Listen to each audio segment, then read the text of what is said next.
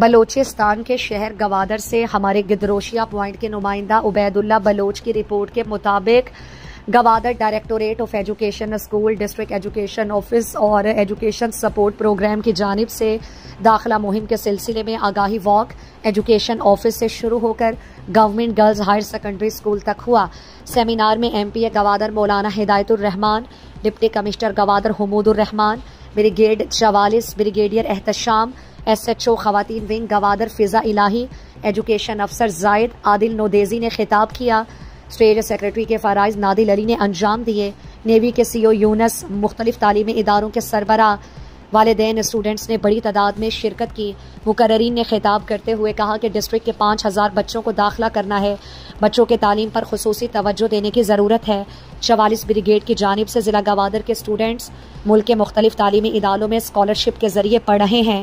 تعلیم کے بغیر کوئی ترقی نہیں کر سکتے۔ گوادر سی پیک کا جھومر ہے، لیکن تعلیمی اداروں میں مسائل بہت ہیں، اس پر توجہ دینے کی ضرورت ہے۔ آخر میں بہترین کارکردگی، تقاریر، ٹیبلو، تلاوت قرآن پاک، مختلف تعلیمی اداروں کے اسٹوڈنٹس کو لیپ ٹاپ شیلڈ انعامات کیے۔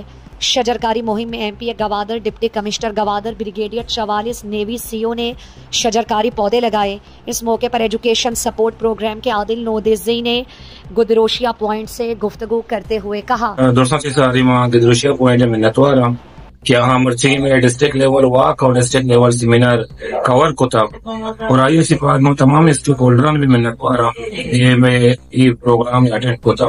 مرچی کے پروگرام میں مقصد سے پمی ہوتا علم کی روشنی ہر بچے تک ہما گنڈوں کی اسکول سے دور ہاں ہما گنڈوانی اسکول حارت مرچی کے پروگرام میں ڈی سی صاحب، ایم پی ایس صاحب، بریگیڈیئر صاحب سجاں یہ پروگرام اٹینڈ ہوتا۔